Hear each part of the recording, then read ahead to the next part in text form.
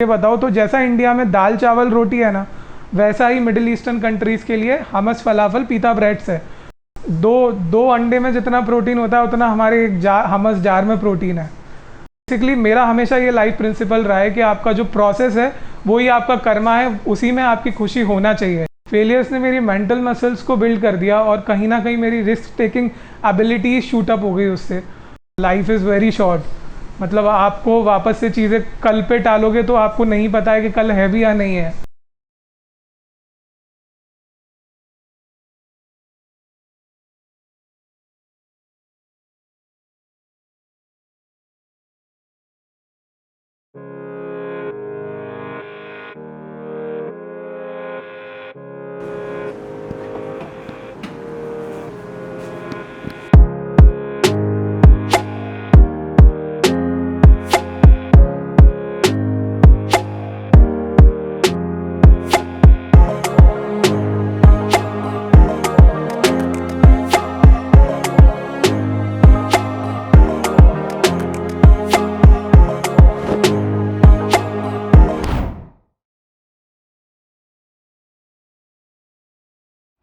मेरा नाम अनुभव खरे है। मैं फाउंडर हूँ हमस नेस्ट का, जो कि भोपाल में अभी प्रेजेंटली मिडिल ईस्टर्न फूड सर्व कर रहा है।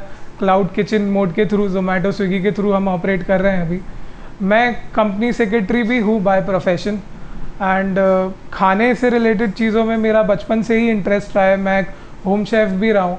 खाना बनाना एंड एक्सपेरिमेंट करना खाने के साथ, वो बचपन से ही शौक़ मेरा रहा है।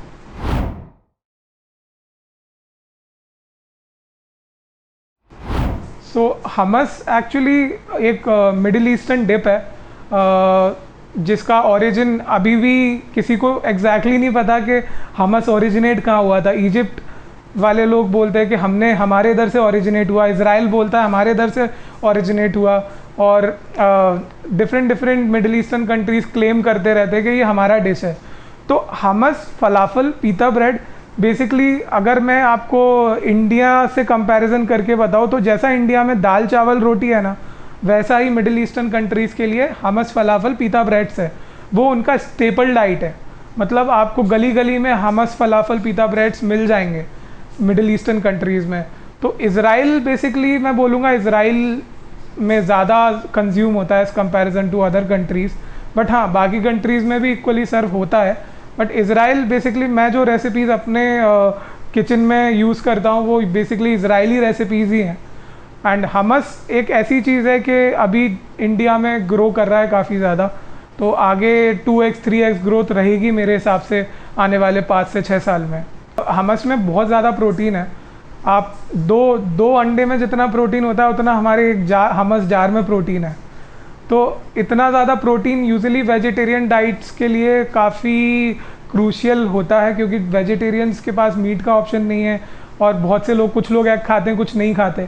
बट वेजिटेरियन, अगर आप कम्प्लीटली वेजिटेरियन हो तो हमस आपके लिए बेस्ट ऑप्शन है प्रोटीन की आपकी कमी पूरी करने के लिए। तो one of the healthiest of the dishes, क्योंकि हमस में बेसिकली ताहीनी जाता है जो कि सेसमे सीड से बना होता है। गार्लिक तो रहता ही है, एक्स्ट्रा वर्जिन ऑलिव ऑयल रहता है। तो ये सारे चारों पांचों सुपर फूड के इंग्रेडिएंट्स हैं। इनमें इतना ज़्यादा न्यूट्रिशन है जिसका कोई तोड़ नहीं है। आप बाकी सारे डिशेस में जाओगे इतना न्यूट्रिशन नहीं होता जितना एक बोल ऑफ हमस में न्यूट्रिशन है। So basically one of the healthiest of the dishes you can call.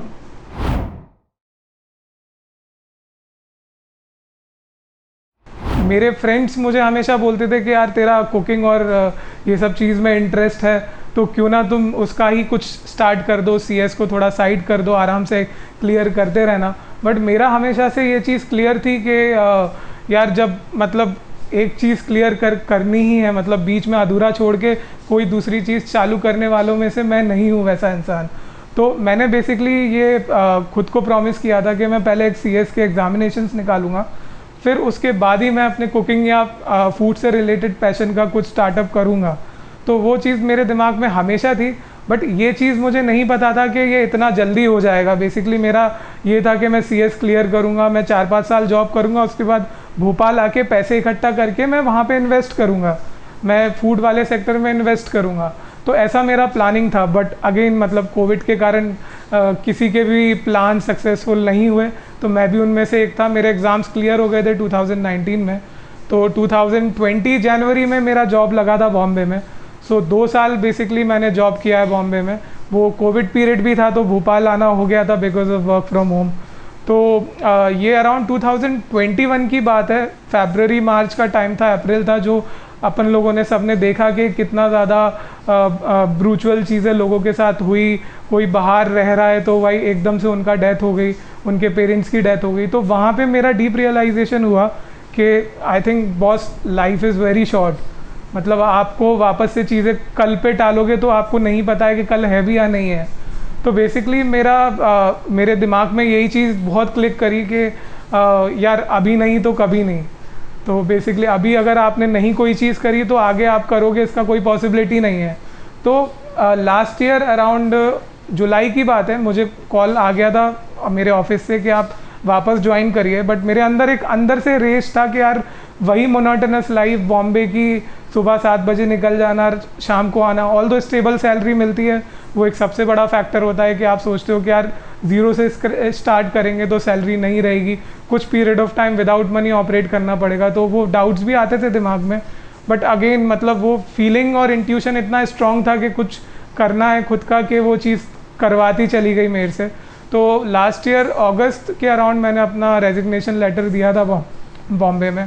तो मेरा लास्ट मंथ था सितंबर अक्टूबर के अराउंड, तो मैंने वहाँ पे बॉम्बे छोड़ दिया था कम्प्लीटली, मैंने रिज़ाइन कर दिया अपने कंपनी से।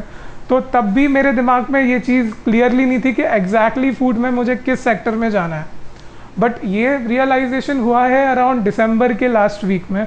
बेसिकली मैं मिडिल ईस्टर्न फूड का बहुत बड़ा फ़ैन रहा हूँ, एंड मैं एक्चुअली वेजिटेरियन हूँ। एंड वेजिटेरियन के लिए तो आप समझते हैं कि कितना कम ऑप्शंस हैं खाने के लिए। आप हार्डली, आपको प्रोटीन अगर चाहिए तो आपके बहुत पनीर तक ही आप लिमिटेड हो जाते हो। बट मिडिल ईस्टर्न फूड एक ऐसा फूड है वेजिटेरियंस के लिए कि आपकी प्रॉपर प्रोटीन की रिक्वायरमेंट वो पूरी करता है।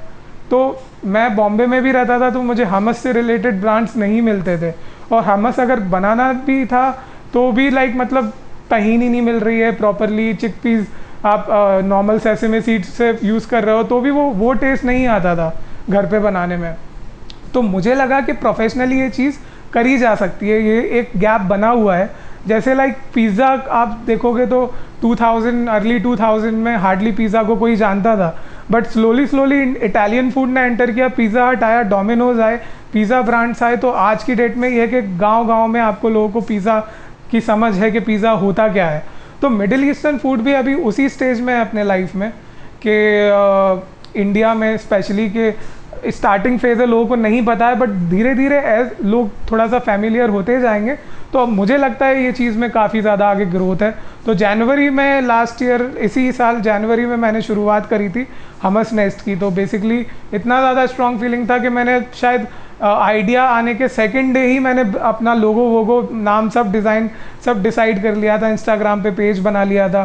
तो फिर वहीं से चीज़ें चलती गई एंड फिर मेन्यू डिज़ाइन करता गया मैं, और आज हम इस स्टेज पे हैं कि हम एक हेल्दी रेवेन्यू अर्न कर रहे हैं हमस नेस्ट के थ्रू। मेरा पर्सनली ये मानना है कि अगर आपको ज़िंदगी में सक्सेसफुल होना है तो आप जितने भी एग्जाम्पल्स है, स्टीव जॉब्स को देखोगे या किसी को भी देखोगे, तो वो बेसिकली उनका आउटकम गोल नहीं था काम करने के पीछे कि उनको वो पर्टिकुलर आउटकम चाहिए। बिल गेट्स का या स्टीव जॉब्स का ये आउटकम नहीं था कि मुझे यार एप्पल को यहाँ ले जाना है, उनका प्रोसेस में इंटरेस्ट था। They were passionate about creating something. So basically हमारे शास्त्रों में और हमारे एंशियंट टेक्स्ट गीता में भी लिखा हुआ है कि आप कर्म पे फोकस करो, फल की चिंता मत करो। तो बेसिकली मेरा हमेशा ये लाइफ प्रिंसिपल रहा है कि आपका जो प्रोसेस है वही आपका कर्मा है, उसी में आपकी खुशी होना चाहिए। अगर आपकी आउटकम पे खुशी है तो आप अगर आउटकम को लेके कुछ काम करते हो तो वो काम इतना एफिशिएंटली नहीं होता है और आपकी खुशी भी पोस्टपोन्ड हो जाती है। तो एक रीज़न मेरा ये भी था कि मेरा कुकिंग और फूड रिलेटेड चीज़ों में प्रोसेस में मेरी खुशी थी। वो मैं जब काम कर रहा होता हूँ तो मुझे आउटकम की परवाह नहीं होती कि आउटकम मुझे नहीं मिलेगा तो क्या मुझे दुख होगा, क्योंकि मेरी हैप्पीनेस पोस्टपोन नहीं हो रही है आउटकम पे। तो ये एक सबसे बड़ा रीज़न है कि मैं खाने से रिलेटेड चीज़ों में गया हूँ।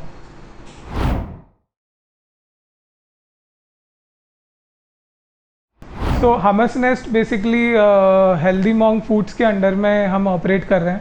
हेल्दी मॉन्ग फूड्स हमारा एक क्लाउड किचन ऑर्गेनाइजेशन है, जो कि आप सुनते होंगे रेबल फूड्स हमारा एक कॉम्पिटिटर है, रेबल फूड्स है, बिग स्पून फूड है, जिनके अंदर अभी जाकिर बिरयानी और ये थाली सेंट्रल वगैरह ब्रांड चलते हैं।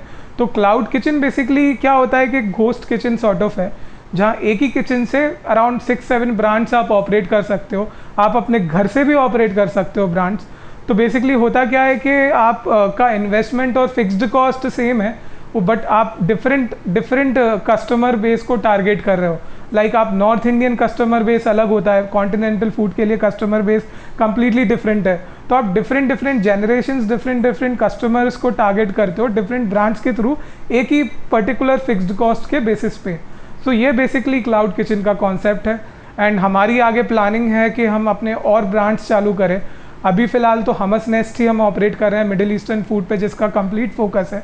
बट आगे हमारा पूरा प्लानिंग है, अनसैलेड करके हमारा ब्रांड आने वाला है, जो कि कम्प्लीटली सैलेड पे फोकस्ड होगा। सैलेड का इंडिया में टू बी ऑनेस्ट काफ़ी कम ब्रांड्स हैं, एंड भोपाल में आप देखोगे तो हार्डली एनी ब्रांड है सैलेड का। तो सैलेड भी मुझे लगता है कि अभी ग्रोइंग मार्केट है। तो अनसैलेड में भी हमारा बेसिकली कम्प्लीटली सैलेड पे फोकस नहीं रहेगा, बट हम और हेल्दी मील्स भी डालेंगे। तो अनसैलेड हमारा सेकंड ब्रांड रहेगा हेल्दी मॉन्ग फूड्स के अंडर में। और आगे जाके हमारा थोड़ा इंडियन क्यूजीन्स में भी घुसने का प्लानिंग है कि बेसिकली यूजुअली इंडिया में क्या प्रॉब्लम है, आप जोमेटो स्विगी खोलेंगे, टायर 2 सिटीज़ आप भोपाल ही देख लीजिए, आप जोमेटो स्विगी ओपन करेंगे, आपको हेल्थ फूड का काफ़ी कम ऑप्शंस मिलते भी है। तो ऐसा है कि आपको या तो एक्सट्रीमली हेल्दी साइड मिलेंगे या तो एक्सट्रीमली अनहेल्दी साइड मिलेंगे। तो ये जो बीच का स्पेस है, ये हम कवर करना चाहते हैं। हम बेसिकली ऐसे क्विजीन्स और ऐसे डिशेस सर्व करना चाहते हैं लोगों के डोर स्टेप पे, जो कि टेस्ट में भी उतने ही सही हो और साथ में हेल्थ वाइज भी वो एक प्रॉपर न्यूट्रिशन उनका कंटेंट हो। सो बेसिकली हमारा यही प्लानिंग है अभी, और हम इसी को लेके आगे बढ़ना चाहते हैं। बट अभी प्रेजेंटली हम हमस नेस्ट को एक लेवल पे ले जाना चाहते हैं, उसके बाद ही हम बाकी सारी चीज़ों का प्लान करेंगे।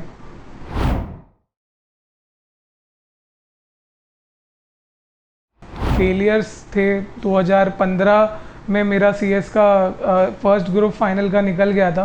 तो 2015 से लेके 2019 तक 4 साल अराउंड मेरा एक भी एग्ज़ाम क्लियर नहीं हुआ। तो वो एक पीरियड ऐसा था कि समझ नहीं आता था कि आगे क्या लाइफ कहाँ ले जाएगी, कैसा क्या रहेगा। तो वो एक फेलियर ने एक्चुअली आपकी मेंटल मसल्स बिल्ड कर देता है। फेलियर वो मेरे साथ भी हुआ। फेलियर्स ने मेरी मेंटल मसल्स को बिल्ड कर दिया, और कहीं ना कहीं मेरी risk taking ability shoot up हो गई उससे। तो मेरे जब एग्ज़ाम्स क्लियर हुए तो लाइक ऐसा था कि मैं इतने वर्स्ट फेज से निकल के आ रहा था कि मुझे इतना ज़्यादा मतलब लाइफ से डर थोड़ा सा ख़त्म हो गया कि अब लाइक रिस्क कुछ भी ले सकते हैं, तो इससे बुरा कुछ नहीं होगा। जो मेरे साथ हुआ था 4 सालों में, एक भी एग्ज़ाम्स मेरे क्लियर नहीं हुए थे, एकदम डायरेक्शन लेस लाइफ थी। तो सेकंड मेरे साथ एक इंसिडेंट तो मेरे साथ नहीं हुआ, बट हाँ कोविड का, जैसे मैंने आपको बताया, कोविड जो फेस था 2021 में, जो अप्रैल में, जो हर जगह सीन्स थे आपके पड़ोस में, आपके फ्रेंड्स के साथ, तो वो एक बहुत मतलब मेंटल शिफ्टिंग फेस था मेरे लिए।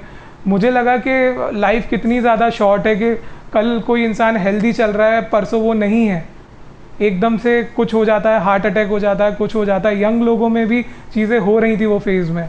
तो वो एक मेरे लाइफ का सबसे बड़ा चेंजिंग फेज़ था। मुझे लगा यार जो दिल में है, जो आप चाहते हो करना, वो कर लेना चाहिए। तो बेसिकली यही मेन चीज़ लेके मैं जनवरी में हमस नेस्ट की शुरुआत कर दी, और आज हम इस स्टेज पे हैं।